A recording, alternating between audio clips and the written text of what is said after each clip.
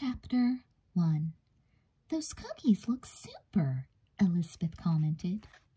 She could practically taste Amy Sutton's chocolate chip cookies just by looking at them. "Thanks," Amy said. She turned to see what her best friend Elizabeth Wakefield had brought. Carefully, Elizabeth opened the big white box she had set on the teacher's desk. "Oh, cupcakes!" Amy exclaimed. "It's my mother's special recipe," Elizabeth said.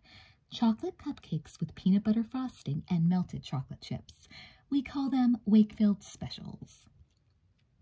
The two girls looked around to see what the other kids in the class had brought. "There's so much food," Amy murmured in awe. Elizabeth nodded. "I don't know what to try first." Platters of cookies, donuts, and little sandwiches covered the desk. There seemed to be enough food in the room to feed the entire Sweet Valley Middle School, not just one sixth-grade social studies class. "I can't believe the hairnet's actually letting us have a party in class," Amy whispered. Elizabeth giggled. Her twin sister Jessica called Mrs. Arnett that, too, because the teacher always wore a hairnet over her bun. She definitely wasn't the type to let her class have a party for just any old reason. But this party wasn't just for any reason. It was Linda Lloyd's last day at Sweet Valley Middle School. Linda was the sixth-grade class president. "Are you excited about moving to Texas, Linda?" Elizabeth asked the rosy-cheeked girl. "Oh, sure," Linda replied, her normally twinkling eyes a little sad. "But I hate leaving Sweet Valley." Elizabeth could sympathize with her. She thought Sweet Valley was the most perfect place in the world, and she'd hate to be moving away. But she tried not to let her feelings show. It might only make Linda feel worse. "I'm sure you'll like Texas," she said encouragingly. "I guess so," Linda replied, "but I feel awful about leaving school in the middle of the year." "We'll have to elect a new class president," Amy remarked. "That's right," Elizabeth said thoughtfully. "I wonder who it could be. You're not going to be easy to replace. We'll have to find someone really special." Linda turned to Amy. "Maybe you should run for class president." Amy's pale blue eyes were laughing. "No, thanks. It's too much work for me. Besides, I'm not a born leader." Elizabeth knew what Amy meant. Her best friend was a great organizer and planner, but she liked working behind the scenes, and it would be a lot of work, too. Elizabeth was student council treasurer, and that kept her pretty busy. Being class president, she thought, would probably take even more time. Even with all that food, there was hardly anything left by the time the party was over. When the bell rang, Elizabeth noticed one last cupcake. She wrapped it up in a napkin and carried it with her as she and Amy walked down the hall to the cafeteria. "It's too bad Linda has to leave," Amy remarked. "She's been doing a really good job as president. Remember how she organized the canned food drive for Thanksgiving?" Elizabeth nodded. "I don't know who's going to be able to take her place." She wondered if she had the ability to fill Linda's shoes. She tried to imagine herself as president, making decisions that would affect the entire sixth grade. "What are you thinking about?" Amy asked. "Oh, nothing," Elizabeth said, quickly pushing the daydream out of her mind. She couldn't even imagine that anyone would nominate her. And even if she was nominated, she didn't know if she could win. The cafeteria was crowded by the time Amy and Elizabeth arrived. They waited until they got their lunches, then Elizabeth scanned the crowd for her twin sister. Her heart sank when she saw Jessica sitting with Leela Fowler and Ellen Reitman. Leela was one of the richest and snobbiest girls in school, and Elizabeth didn't like her very much. Ellen was a snob, too, not as rich or as smart as Leela, but just as nasty.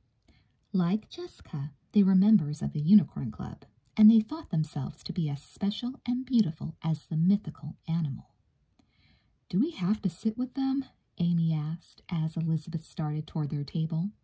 "I want to give Jessica her cupcake," Elizabeth explained. As they approached, Elizabeth thought that looking at Jessica was just like looking into a mirror.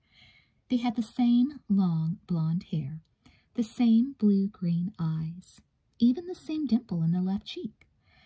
But though they looked identical, the Wakefield twins were very different. Lots of people thought of Elizabeth as the serious one. That wasn't exactly true. She liked having fun with her friends, but she also liked having time alone, by herself, to read or write or just think. Jessica, on the other hand, never liked being alone. She wanted lots of friends around her all the time, and she wasn't very interested in anything serious, especially school. Mainly she liked having fun, and her idea of fun sometimes got her into trouble, and she always counted on Elizabeth to get her out of it.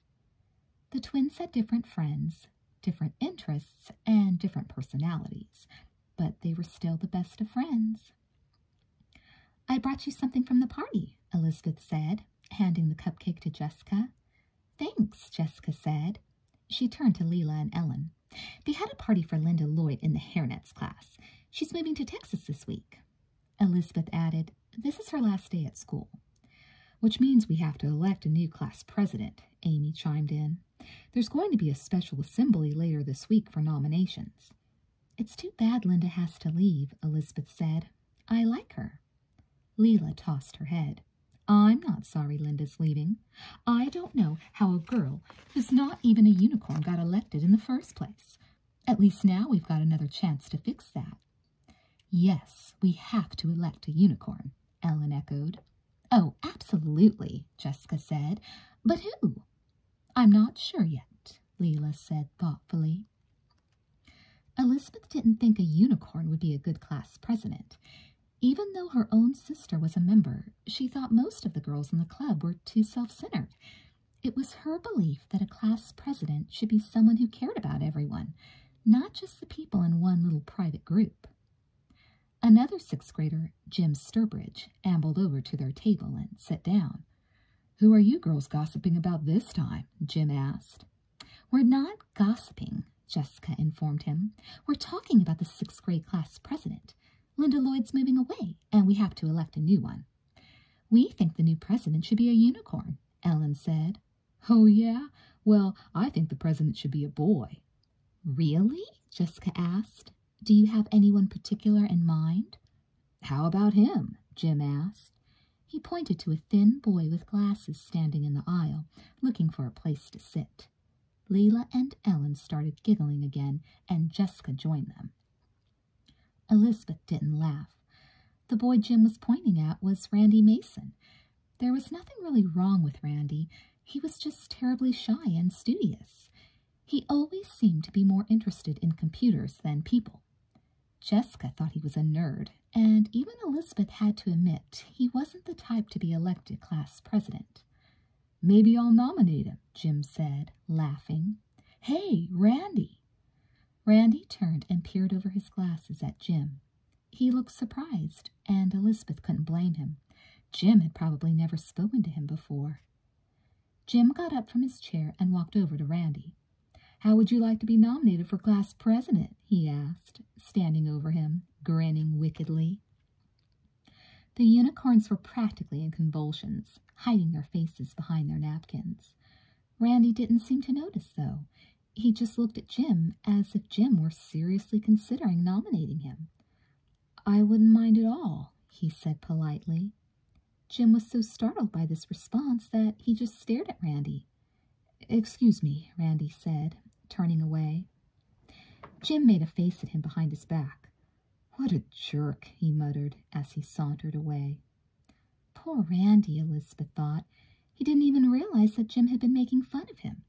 But all thoughts of Randy Mason flew out of her head as Julie Porter came running up to their table. Her huge brown eyes were sparkling with excitement. "Hey, you guys, guess what?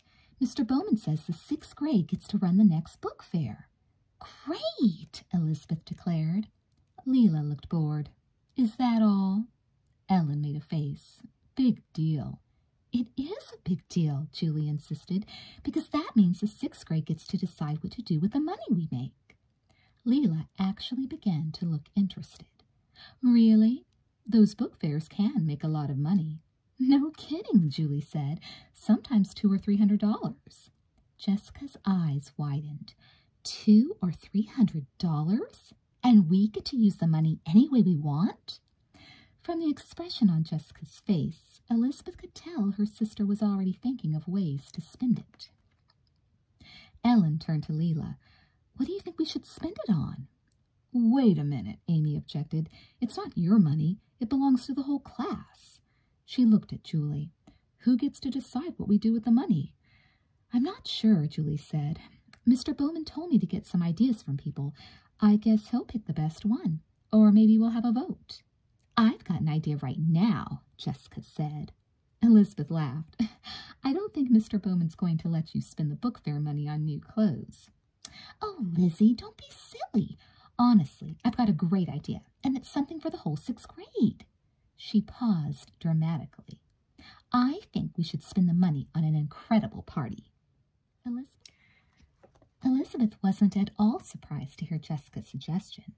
There was nothing her twin liked better than a good party, and she'd look for any excuse to have one. Leela nodded in agreement. I think that's an excellent idea. Perfect, Ellen said. I'm not so sure, Amy said slowly. If the money's coming from the book fair, don't you think we should spend it on something to do with books? Okay, Jessica said. How about a costume party? We can all go dressed as characters from our favorite books. A party would be nice, Elizabeth admitted, but I think Amy has a point. Maybe the money should be spent on something more important, like something for the library. Jessica made a face. You mean spend it on books? The library's already got tons of books. That's so boring, Elizabeth, Leela said, shaking her head. It doesn't have to be spent on books, Elizabeth said, suddenly getting an idea. She turned to Julie. Remember in English when Mr. Bowman said he wished we had a VCR so he could show a tape of the Shakespeare play that was on television? We could use the money to buy a VCR. Leela and Ellen groaned. That's so educational, Jessica complained. I think the money should be used for something fun. The party's a much better idea, Ellen stated flatly. They're both good ideas, Julie said. Why don't I tell Mr. Bowman about them and see what he thinks? As soon as Julie left them, Jessica turned to Elizabeth. Are there any famous books about twins? Maybe we could dress up like them. Elizabeth shrugged. I can't think of any, she said. She couldn't believe that Jessica was acting as if the decision had already been made. Elizabeth thought the VCR was a much better idea, and she had a pretty good feeling Mr. Bowman would think so, too. Chapter 2. A visit to the Carson stables always put Elizabeth in a great mood. She loved horses and went riding whenever she had a chance. Trotting along the field on a horse, with the wind in her hair, was the best feeling in the world. Someday, she vowed, she'd have a horse of her own. But for now, a handsome stallion would do nicely. When her lesson was over, Elizabeth reluctantly climbed off the horse and gave him one last pat before the stable hand led him away. The instructor that day was Donna, who had ridden in dozens of shows. Donna had watched her carefully throughout her lesson, and when Elizabeth approached her now, she was smiling with approval. That was excellent, Elizabeth. You've really improved. I'm glad to see you're not holding the reins so tightly anymore. Elizabeth basked in the instructor's praise. Donna didn't often give out compliments. Thanks, Donna, she said gratefully. You're developing real form, Donna continued.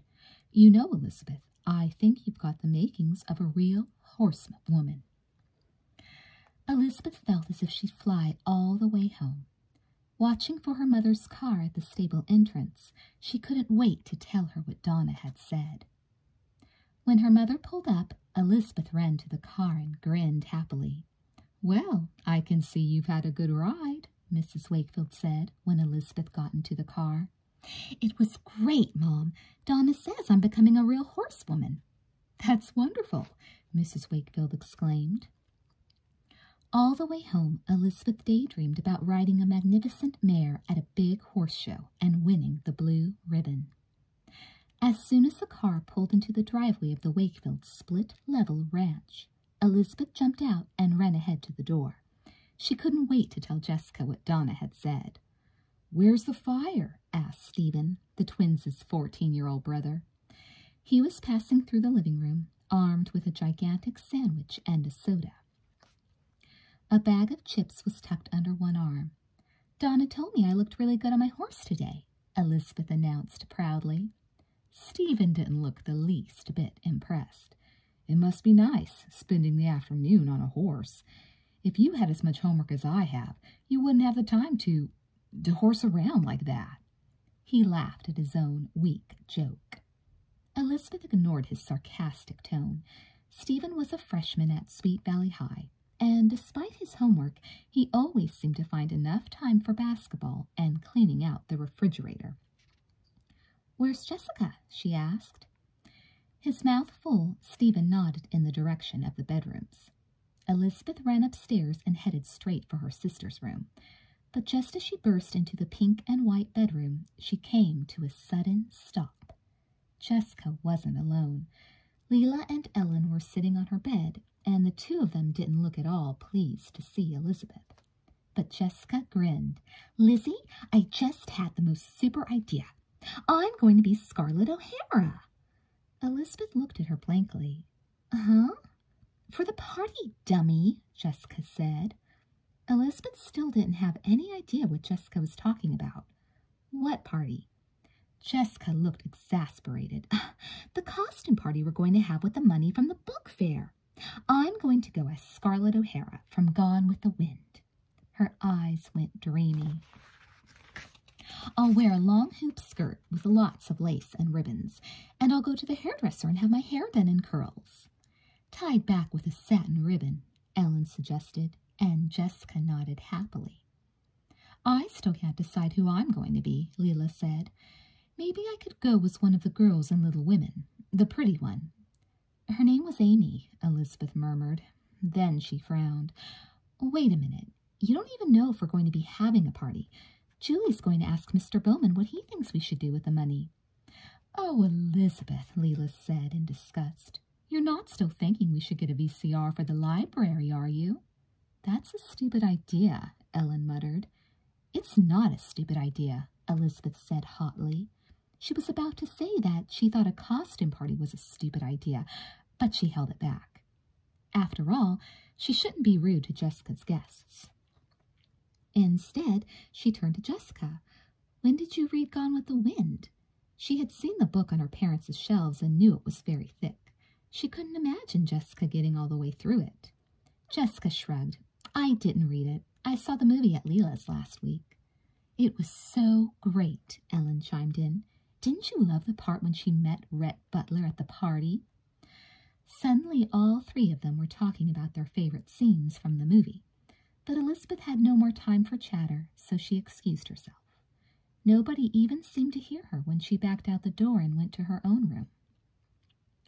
Unlike Jessica's room, which was always a mess, Elizabeth's bedroom was always neat. Elizabeth caught a glimpse of herself in the mirror over her dresser. She was still in her riding clothes, but no one had asked her how her lesson had gone.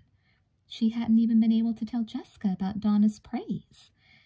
Feeling a little sorry for herself, Elizabeth went over to the window and looked out. Then she brightened. Amy and Julie were coming up the driveway.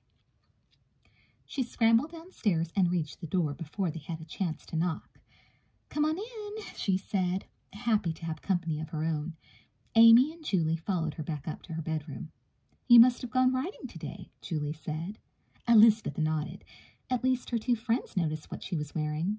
"And my riding instructor told me I'm developing good form on the horse." "That's neat," Amy replied. "If we end up having that costume party, you could go as National Velvet. You know, that book about the English girl who wins the big horse race." "The Grand National," Elizabeth said automatically. Then she realized what Amy was saying, and she looked at Julie in dismay.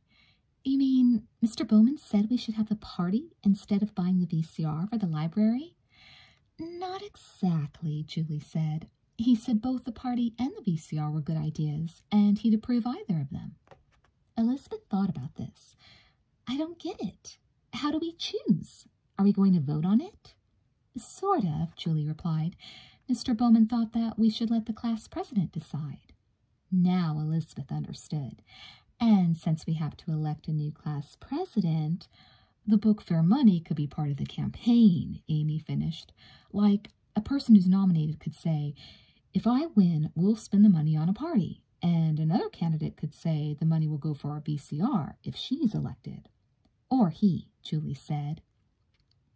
I think the class president should be a girl, Amy stated firmly. After all, the last sixth grade president was a girl. We shouldn't break the tradition. Elizabeth looked thoughtful. So the class won't just be voting on who's going to be class president. They'll also be voting on what to do with the book fair money. Exactly, Julie said. Well, I'm definitely voting for the candidate who supports the VCR idea, Amy said. If there is one, Julie reminded her. Remember what Leela said at lunch today? She's dead set on getting a unicorn as class president, and you know a unicorn will support the party idea. Which do you think the sixth grade would like better? Elizabeth asked. The party or the VCR? I think it could go either way, Julie said. A lot will depend on how popular the candidates are, Julie said. Elizabeth sighed. Then a unicorn would probably get a lot of votes. Most of them are pretty popular, and whoever she is, she'll have the boosters cheering her on. Not all the boosters, Amy said cheerfully. Amy was a member of the cheering and baton squad, the only one who wasn't also a member of the Unicorn Club.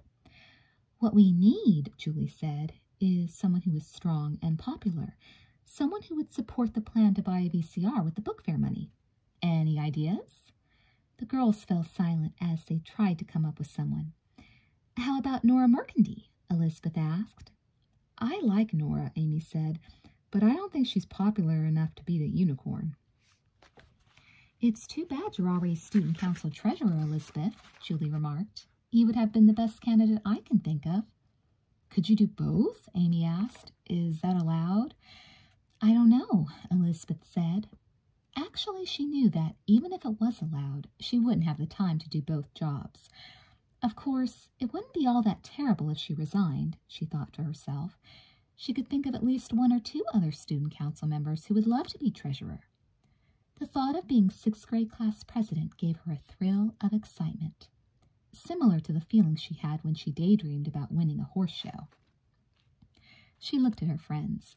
They were still trying to come up with a suitable person. I wonder who the unicorns will choose as their candidate, Amy said. I hope it's not Leela. That might be what they're deciding right now, Elizabeth said. Leela and Ellen are in Jessica's room. Really? Amy's eyes sparkled. Let's go into the bathroom and listen at the door. Maybe we'll hear who they're talking about. Amy, that's eavesdropping, Julie exclaimed. The bathroom connected Elizabeth's and Jessica's room, and Elizabeth knew they'd be able to hear through the door, but she shook her head. I agree with Julie, she said. That would be sneaky. I couldn't spy on Jessica. Besides, it doesn't make any difference who they choose, Julie said. We should be concentrating on who our candidate's going to be.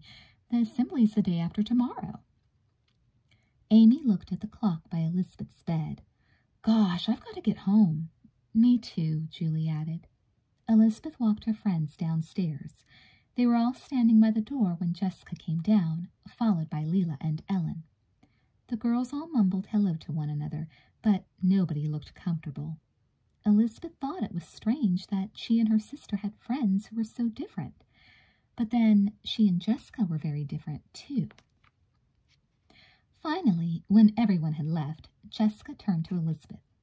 Lizzie, you never told me what you think about my Scarlett O'Hara idea. Don't you think it would be a great costume for the party? If we have the party, Elizabeth thought, but she didn't want to get into an argument with her sister. I guess it's a good idea. I've never read the book or seen the movie, so it's hard to say. We should rent a copy of the video this weekend, Jessica said enthusiastically. You'd love it, and I'm dying to see it again anyway. That would be fun, Elizabeth agreed. Oh, Jessica, I forgot to tell you what my writing instructor said this afternoon. Quickly, she reported the compliment Donna had given her. That's super, Jessica exclaimed. Just think, Lizzie, someday I'll be a great ballet dancer, and you'll be a great horseback rider, and we'll both be famous. Girls, Mrs. Wakefield called from the kitchen, how about setting the table for dinner? Okay, the twins chorused. Together they headed for the kitchen to gather the plates and silverware. As they placed them around the table, Elizabeth thought about Amy's suggestion that they listen at the door to Jessica's room. Elizabeth knew she would never be able to do anything like that to her sister, just as she knew Jessica would never be able to do anything intentionally mean to her. Chapter 3. Have you thought of anyone to nominate? Elizabeth asked Amy as they filed into the school auditorium. The room was noisy as the entire 6th grade gathered in the front rows, and Elizabeth could barely hear her own voice. Maybe, Amy said, smiling mischievously. Then her expression became serious. You know, Elizabeth, I still feel bad about supporting Peter DeHaven instead of you when you were both running for student council treasurer. A few months earlier, Amy had been Elizabeth's campaign manager in the student council elections. But a few weeks before the voting, the two girls had had an argument and Amy had switched her support to Elizabeth's opponent. Elizabeth was still able to win the race, and she and Amy had made up. Don't worry about that, Elizabeth said now, sitting down. I've forgotten all about it. Julie dashed down the aisle and took the seat on the other side of Elizabeth, just as Mr. Bowman, the 6th grade English teacher, began to climb the steps to the stage. The students settled down, and the room became quiet. Mr. Bowman supervised the Sweet Valley Sixers, the newspaper Elizabeth started for the 6th grade. Elizabeth thought he was a really good teacher, but that he dressed terribly. Today he was wearing a horrible striped jacket. She twisted around in her seat to see if she could get a glimpse of her sister. Jessica wasn't hard to spot. She was sitting with the rest of the 6th grade unicorns. All the unicorns wore something purple every day. It was their official color. Today Jessica had a purple scarf tied loosely around her neck. Elizabeth tried to catch her eye, but Jessica seemed to be in an intense conversation with Leela. Good morning, 6th graders, Mr. Bowman began. As you all probably know by now, your class president, Linda Lloyd, has moved away from Sweet Valley. This means you'll have to elect a new class president, and you're here today to nominate your candidates. The candidates will have a little over a week to campaign, and then we will have another assembly for the actual election. The room buzzed with excited chatter, and Mr. Bowman had to hold up his hand to get everyone's attention again. Now, I want you all to keep in mind that this is a very important election. The class president will be making decisions that affect all of you, so don't nominate your friends just because you like them. Nominate people who have real leadership qualities, classmates whom you trust and who will have the best interests of the 6th grade at heart. Remember, this is not a popularity contest. A couple of kids in the audience tittered, and Mr. Bowman frowned. Elizabeth wasn't surprised to hear the giggling. Everyone knew that elections like these were always popularity contests, no matter what the teacher said. Mr. Bowman walked over to a freestanding blackboard on the stage and picked up a piece of chalk. I'll now start taking nominations, he announced. For a second, the room was silent. Then Amy leaped from her seat. I'd like to nominate Elizabeth Wakefield. Elizabeth's mouth fell open. She couldn't believe it. For a second, she froze. Then she felt a tingle go up her spine as an approving buzz went through the room. She could feel a smile growing on her face.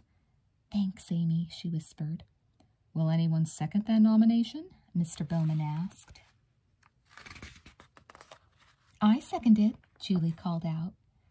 Mr. Bowman wrote Elizabeth Wakefield on the blackboard in big capital letters. Elizabeth stared at her name in awe. It was really happening. She actually had a chance to become president of the whole 6th grade. Now we're sure to get the VCR for the library, Amy whispered. Let's wait and see who else gets nominated, Elizabeth whispered back. Mr. Bowman tapped the chalk against the blackboard. More nominations? Leela got to her feet. I have a nomination to make, she said, and paused dramatically. Well, who is it? Mr. Bowman asked. Here goes, Elizabeth thought. I'd like to nominate Jessica Wakefield. Another murmur went through the room. Elizabeth fell back in her seat. She couldn't believe what she had just heard. How could she possibly compete against her own twin sister? Is there a second? Mr. Bowman asked. From the unicorns came a chorus of, I will. This is awful, Amy hissed. What are you going to do? Elizabeth shook her head as she watched Mr. Bowman write Jessica Wakefield on the blackboard under her own name. What could she do? Jessica had never said anything about being a class officer. What was going on? The floor is still open for nominations, Mr. Bowman announced, raising his voice over the audience chatter. Are there any more? Jim Sturbridge stood up. His mouth was twitching as if he were trying not to burst out laughing. Yeah, I think we need a guy's name up there. Do you have any particular guy in mind? Mr. Bowman asked. The boys sitting around Jim were nudging one another and grinning. Yeah, Jim said, I want to nominate Randy Mason. A giggle went through the auditorium. Elizabeth forgot about her own confusion for a moment and frowned at Jim. How could he be so mean? She spotted Randy Mason in the back of the auditorium. Elizabeth expected to see him dying of embarrassment, his face red. Instead, he actually looked pleased. Poor Randy, Elizabeth thought. He thinks he's actually got a chance. He doesn't know that this is Jim's idea of a big joke. There were no more nominations. Mr. Bowman dismissed them, and everyone got up. Elizabeth immediately found herself surrounded by friends. Congratulations, exclaimed Sophia Rizzo. This is so neat, Nora Mercandy exclaimed. He'd be a great class president, Elizabeth. No one mentioned the fact that Jessica was running too. Elizabeth assumed they thought she was upset about it. Or maybe they figured it was something she and Jessica had planned all along, like a contest. We have to start planning your campaign right away, Julie said happily. Elizabeth tried to share their enthusiasm, but just hearing the word campaign made her feel strange. After all, campaigning for herself would mean campaigning against her sister. As they moved out of the auditorium, Mr. Bowman stopped her. Congratulations, Elizabeth, he said. So you'll be running against your own sister. This should be an unusual experience. Unusual wasn't the word for it, Elizabeth thought. She couldn't even think of a word that would describe the way she was feeling. She wondered if Jessica was feeling as odd about all this as she was. After school, Jessica was waiting for Elizabeth on the front steps. Lizzie, isn't this amazing? She exclaimed. We're both running for class president. Elizabeth smiled weakly. Doesn't it feel a little weird to you? Jessica shook her head. Not really. I think it will be fun. We'll find out who's got the most friends. Don't forget about Randy Mason, Elizabeth reminded her. Jessica rolled her eyes. Oh, Lizzie, nobody's going to vote for him, except for maybe a few other nerds. As they walked home, Jessica went on and on about how thrilled she was to be running. I was really surprised when Leela said she thought I'd be the best candidate. She thinks I'm one of the most popular unicorns, so I have the best chance of winning. But do you really want to be class president? Elizabeth asked. It's a lot of work. Jessica shrugged. I can always get the other unicorns to help me. Elizabeth looked at her sister seriously. Jessica, I don't want this election to come between us. No matter what happens, I don't want us to start fighting or anything like that. Jessica laughed. We're already fighting, in a way. That's just what happens when two people want the same thing and only one of them can have it. But it's going to be a fair fight, right?" Elizabeth asked hopefully. "Oh, sure," Jessica said in an offhand way. Her eyes were sparkling. "And when I win, we can have a fabulous costume party." Elizabeth stared at her twin. Jessica was talking as if she were sure she'd be elected. "What do you mean, when you win? You mean if you win?" Jessica gave a little laugh. "Face it, Lizzie, with the unicorns behind me, my chances are better than yours. Leila's already making terrific plans for my campaign. You know I'm going to end up winning." Elizabeth had a suspicion that Jessica might be right, but she didn't have to be so confident. "Don't be so sure of yourself," Elizabeth said, trying to keep from getting angry. "I'm sure Amy and Julie and I are going to come up with a pretty good campaign, too." "Of course you will," Jessica said. "I just hope you're not too disappointed when you lose." "Jessica," Elizabeth exclaimed, "stop it. I've got just as good a chance at winning as you do, and you know it." "I do?" Jessica asked impishly. Elizabeth sighed deeply. She should know better than to argue with Jessica when she was feeling so confident, but she was determined not to let Jessica goad her into an argument. Running against her sister for president was hard enough without having it get nasty. She'd let Jessica say anything she wanted, but Elizabeth was confident that she, not Jessica, was going to win. At dinner that night, Jessica announced the news to the family. "Elizabeth and I are both candidates for 6th grade class president." "Congratulations," Mrs. Wakefield exclaimed. "That's wonderful, girls," Mr. Wakefield said proudly. Stephen's response was a little different. "You're kidding. You guys are running against each other?" He whistled. "Better watch out for World War III. "Don't talk like that, Stephen," Mrs. Wakefield scolded. "Elizabeth and Jessica are running for something, not against each other." "That's right," Mr. Wakefield agreed. "Elizabeth and Jessica would never let anything like this come between them, would you, girls?" Elizabeth shook her head vigorously. "Of course not, Dad," Jessica said, her voice sounding sugary sweet. Mr. Wakefield nodded in approval. "I expect both of you to have a healthy and friendly competition. No backstabbing or anything like that, and whichever twin wins, I'm sure the other will be happy for her." "There's someone else running too," Elizabeth said, "a boy named Randy Mason." "We don't have to worry about Randy Mason, though," Jessica said confidently. "Nobody's going to vote for him." Mr. Wakefield frowned. "You sound pretty sure of yourself, Jessica, but remember, never underestimate your competition." "And don't count your chickens before they're hatched," their mother added. "And if the two of you need a referee, just let me know," Stephen offered, grinning. Later that evening, as she was finishing her homework, Elizabeth's thoughts drifted to the campaign. She tried to push her worries out of her head. So what if Jessica was acting like she was absolutely positive she would win? She had a good chance too. But that wasn't really what was worrying her. It was the campaign.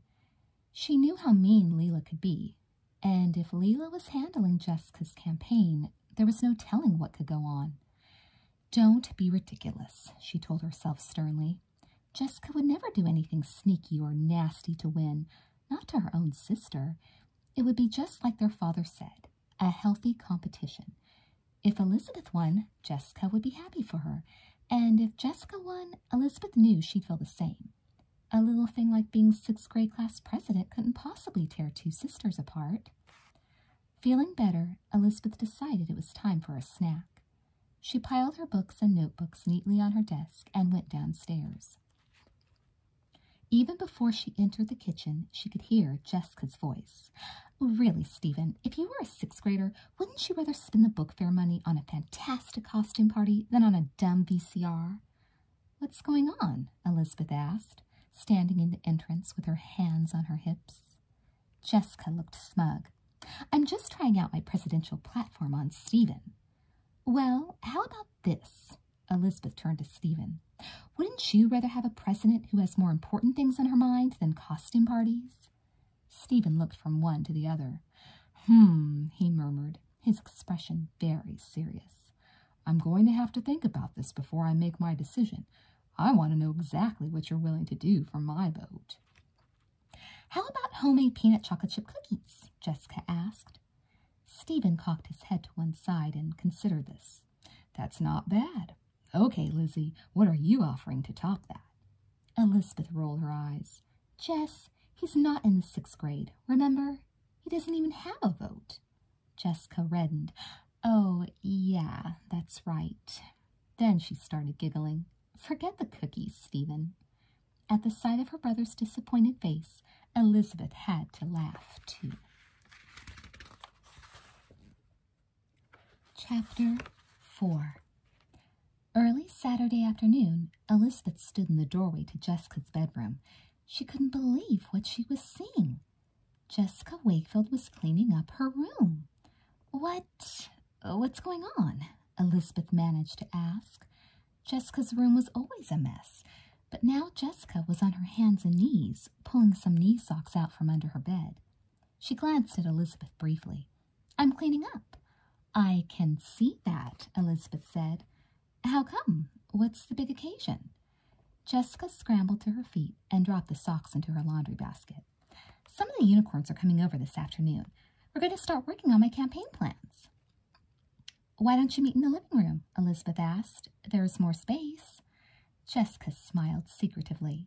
We'd rather work in my bedroom, where I can close the door.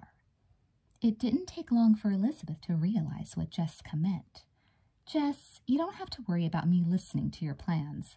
I'm not interested in stealing your ideas. Jessica didn't look convinced. Oh, really? Besides, Elizabeth continued, I'm not even going to be home this afternoon.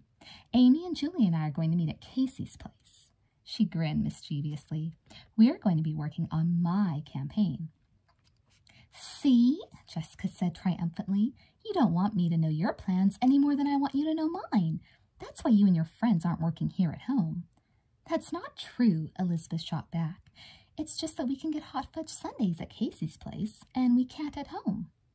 Jessica pulled the bedspread over her bed without even bothering to straighten the wrinkles on the sheets underneath. I'm not blaming you, Lizzie.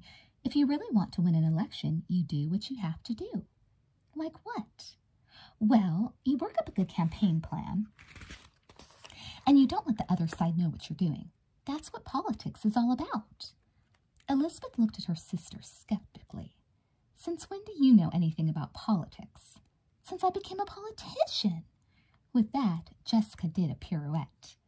Now you're the world's first political ballerina, Elizabeth declared. Jessica giggled. Maybe I should do a dance when I give my campaign speech. She executed a series of perfect turns while saying, Vote for me. Her performance made Elizabeth start giggling, too. Maybe I should give my speech on horseback. I can see it now, Jessica cried. You, riding up to the auditorium stage at Sweet Valley Middle School on horseback. The image made both sisters laugh. By the time she left home, Elizabeth felt pretty good about the whole situation.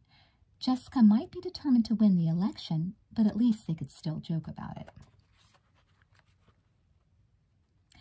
Casey's place was at the Valley Mall, and it was the most popular ice cream parlor in town. When Elizabeth entered with Amy and Julie, the place was noisy and crowded. There was only one empty booth, and they settled down in it. It's good we're getting started right away, Elizabeth told her friends. Jessica's got a bunch of unicorns coming over today to work on her campaign. Julie looked worried. I hope Leela isn't planning any dirty tricks to play on you. Leela was famous for her clever schemes. Elizabeth shook her head firmly. Even if she does, Jessica would never go along with it. She wouldn't do anything like that. Just then, a waitress came over to their table. What can I get you girls? Elizabeth knew exactly what she wanted. A hot fudge sundae, please, with vanilla ice cream. Same for me, please, Julie said. Amy was having more trouble deciding. I'll have a strawberry, no, a butter pecan, no wait. I want a banana split with cherry vanilla ice cream and butterscotch sauce. The waitress looked horrified, but Amy just leaned back in her seat, happy with her selection. As soon as the waitress left them, Julie leaned forward and spoke to Elizabeth in a serious voice. I know you don't think Jessica would go along with one of Leela's plans, but let's face it, Elizabeth, Jessica's been willing to go along with some pretty nasty schemes before. Elizabeth had to admit Julie was right. She remembered some tricks Jessica had pulled off on chubby, unpopular Lois Waller and on Nora Mercandy, making everyone think her grandmother was a witch.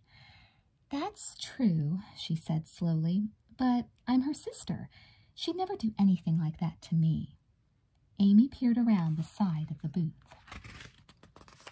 "What are you doing?" Elizabeth asked. "Shh, I think that's Randy Mason in the next booth," Amy whispered. Elizabeth looked at her disapprovingly. "Don't spy on them, Amy." But the girls couldn't help overhearing part of the conversation going on behind them. "We're so proud of you, Randy," a woman's voice proclaimed. "My son, the president," boomed a male voice. "I don't know if I can win, Dad," the girls heard Randy say, "but I'm going to do my best. I think I've got some good ideas, and if I can get the other kids to listen to them, I just might have a real chance to win." Suddenly, Elizabeth felt embarrassed about listening to them. She quickly turned to the others. "Let's talk about the campaign." Julie pulled out a notebook and a pen. "I know the book fair money is what's on everybody's mind, but I think we should come up with some other ideas, too." Her tone became businesslike. "Now, Elizabeth, if you're elected class president, what would you do for the 6th grade?" Just then, their ice cream arrived, and everyone started to eat. As she licked hot fudge off her spoon, Elizabeth tried to think of what she could do as president. "I have an idea," Elizabeth said. "In the high school, they give an award every year for the best teacher. How about starting an award for the best teacher in the 6th grade? We could vote on it at the end of the year." "Yeah," Amy said enthusiastically, "and maybe we could collect money for a trophy to give the teacher." "Best Teacher Award," Julie said aloud as she wrote that down. "How about the food in the cafeteria?" Amy asked. "Everyone's always complaining about that. Why don't you say that if you're elected, there will be better lunches?" Elizabeth frowned. "I don't know if I can do anything about that." Julie wrote it down anyway. "Don't forget the VCR," Amy said. "I still think the book fair money is going to be the biggest issue." Julie nodded, and at the bottom of the list, she wrote VCR for library. "This is good," Julie said, looking at her list with approval. "I bet all Jessica will say is more parties. This will show that Elizabeth is a much more serious candidate." "You know," Amy said thoughtfully, "my father told me that some politicians win their elections by showing how bad the other candidate is." Elizabeth shook her head firmly. "No, I could never say anything bad about Jessica. Not in public, at least." "Hello, Elizabeth." Elizabeth turned and saw Randy Mason standing by their booth. "Hi, Randy." "I just wanted to congratulate you on your nomination," Randy said politely. Thanks," Elizabeth said. "Congratulations to you, too." Randy beamed. "I must say, I was pretty surprised to be nominated." Elizabeth felt miserable. If only Randy knew how everyone was laughing at the idea of him running for class president. She forced herself to smile. "Good luck." "Same to you," he said. "Bye." As they watched him walk away, Amy whispered, "Why does everyone think he's such a nerd? He seems kind of nice." "Who knows?" Elizabeth sighed. "Look, about these campaign promises, how am I going to let all the kids know about them? I can't talk to everyone in the 6th grade in 1 week." "You can make a flyer," Julie suggested. "Put all these ideas down neatly on a Ditto Master. Then we'll run it off on the machine in the library Monday morning." "We can hand them out in the cafeteria during lunch," Amy added. "And we can wait by the exits after school and hand them out there, too." "Okay." Elizabeth was starting to feel excited. "These are great ideas," Julie said, looking over the list with approval. "I bet the other kids will think so, too." They had long since finished their ice cream, and Elizabeth noticed the waitress looking at them.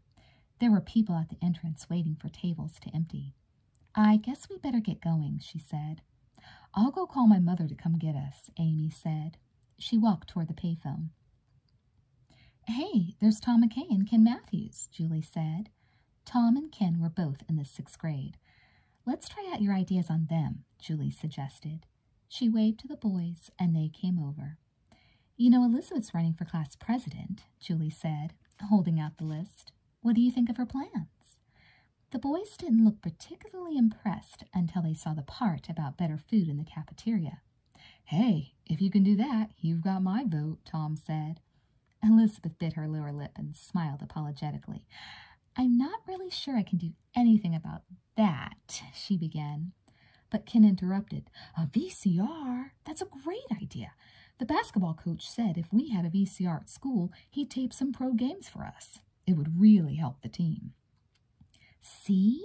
Julie said happily to Elizabeth. I told you everyone would like your ideas. She turned to the boys. You know, Jessica's running too, and she wants to spend the book fair money on a costume party instead of a VCR. The boys looked at each other. A costume party would be fun, Tom said, and Ken nodded. Julie's face fell. Well, think about what you'd rather have, she murmured. Okay, the boys said in unison, and walked away. Amy came back to the table. My mother's on her way, and I've got some news. She said Leela just called me. What was Leela calling you about? Elizabeth asked. She says the boosters are having a pool party at her place next week. She's inviting a whole bunch of sixth graders to get them to support Jessica. A pool party? Elizabeth said in dismay. The kids will love that, especially after a full day of classes. And if the boosters are organizing it, it will be a pretty terrific party.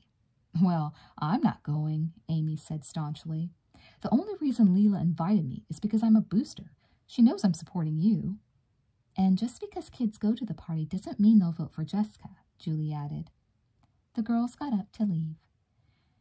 Your parents must be pretty happy, Amy said. No matter what happens, a Wakefield is going to win. That's true, Elizabeth said. But for some reason, she couldn't get Randy Mason out of her mind. As she entered the house, Elizabeth wondered if the unicorns were still upstairs working on Jessica's campaign. She didn't hear any noise, so she walked into the living room. Stephen was at the television, flipping the channels. On top of the set sat a plate holding a gigantic slice of cake. If you're looking for your arch-enemy, he said, she went out with her friends. Elizabeth didn't bother to respond. She just went up to her room. After sitting down at her desk, she pulled out a sheet of paper and picked up a black felt-tip pen. Vote for Elizabeth Wakefield, she wrote on top. Under that, very neatly, she printed, VCR for library, best teacher award, better cafeteria food. She paused after the last one. Could she really promise that? It would probably help get her elected, but unless she was prepared to make lunches every day for the entire sixth grade, she couldn't guarantee it. Sighing, she crumpled up the paper and started again. She listed as many promises as she could think of, and under those, in larger letters and all capitals, she wrote, VCR for the library. She held the paper up to admire her work. What are you doing? Came Jessica's voice from the doorway. I'm working on a flyer for my campaign, she said. Jessica sauntered over to get a closer look. Big deal, she said. Nobody cares about a Best Teacher award. And who's going to read a dumb flyer anyway? Elizabeth drew herself up and eyed Jessica squarely. It's better than a stupid pool party at Leela's. Jessica's eyebrows shot up. How did you find out about that? None of your business, Elizabeth said. Jessica's eyes darkened so deeply they almost looked navy blue. So, you're already spying on my campaign? I wasn't spying, Elizabeth replied hotly. Well, it sounds like that to me, Jessica said in a haughty voice. She whirled around and headed for the door. When she reached it, she looked back over her shoulder. Two can play this game, you know, she declared. Then she walked out. Elizabeth stared after her in bewilderment. What was that supposed to mean? In the pit of her stomach, she had a funny feeling that she'd soon find out.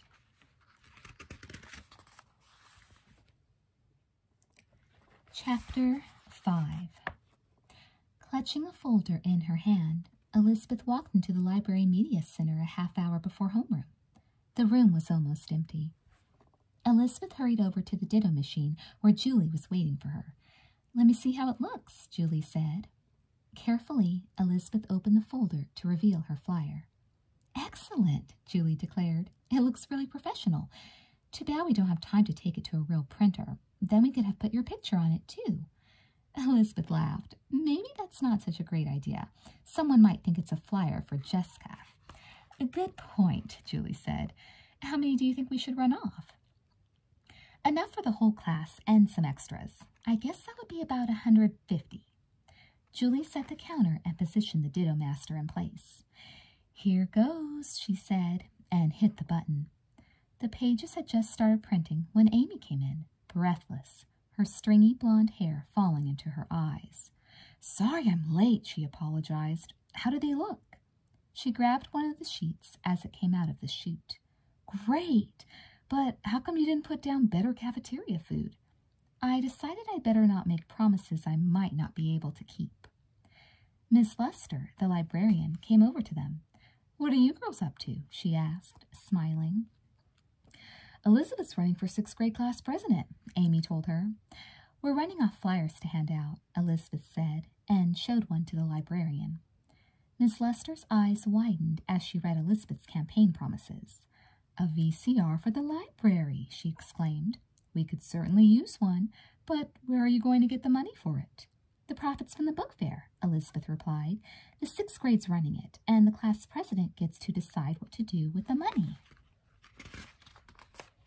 Miss Lester beamed at her. "Well, this is impressive. I wish I had a vote." "I think we've got enough here," Julie said, lifting the stack of flyers off the machines. "Good luck," Miss Lester said. "Now I've got to get back to work. I've got 3 boxes of new books to unpack." Elizabeth's eyes lit up. "New books? Do you need any help?" "I suppose I could use a few extra pairs of hands," Miss Lester said. Julie put the flyers down on the table, and the 3 girls followed the librarian to her office. "I love the smell of new books," Elizabeth said as she pulled open a box. "I hope there are some new horse stories." "Ooh, this looks good," Julie said enthusiastically, holding up a music book. Julie's parents were both musicians, and Julie had taken piano lessons since she was 6. "Can I check this one out?"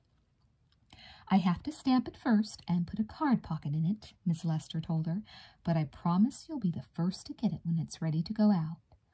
"Wow!" Amy exclaimed, flipping through a book. "Women in Sports. This one's mine." The girls soon got the boxes unpacked and arranged them on a book truck. Elizabeth glanced at the clock.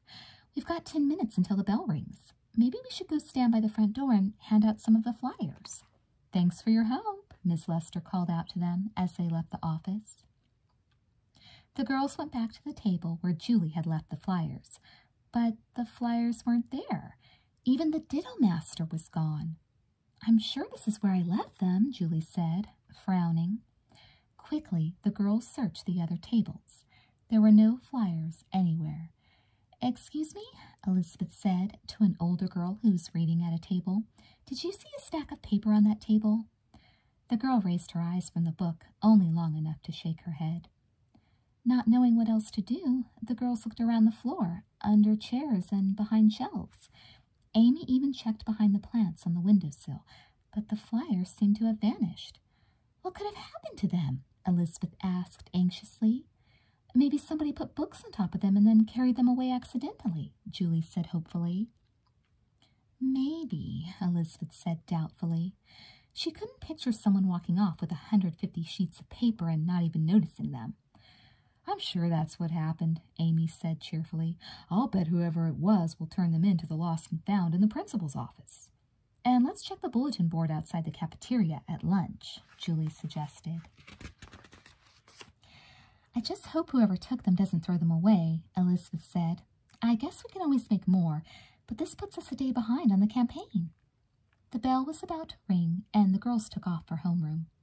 All morning, Elizabeth waited for someone to come up to her and give back the flyers, but nobody did, and no one she asked seemed to know anything about them.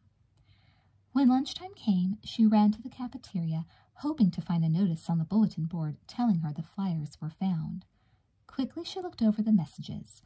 Lost gloves, a found notebook, a soccer game on Friday. She didn't see anything about flyers, but another notice caught her eye. For maximum efficiency in advocating rights and issues pertinent to all 6th grade students, vote for Randy Mason. Elizabeth read it and then read it again. She still wasn't exactly sure what it meant. "What do you think?" The question came from a voice behind her. Elizabeth turned around and faced a proud-looking Randy Mason. Elizabeth had to pause a moment before replying. It's interesting," she said carefully. Then she decided she might as well be honest. After all, if she didn't understand it, most of the other kids probably wouldn't either. "I'm not sure what it means, Randy." His face dropped a little. "Really? I guess you're right. Some of the words are kind of fancy," Elizabeth supplied. Randy blushed. "I used a thesaurus to get bigger words. I thought it would look impressive."